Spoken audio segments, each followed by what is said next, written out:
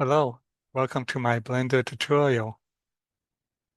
Let's say you are in a graph editor and you want to hide all F-curves except for one. One way is by clicking, one at a time, the eye icon in the F-curve visibility in the graph editor.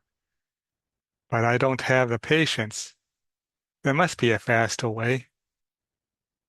There is. First, mouse over to the graph section. Type the A key to select all. Next, type the H key to hide everything that's selected.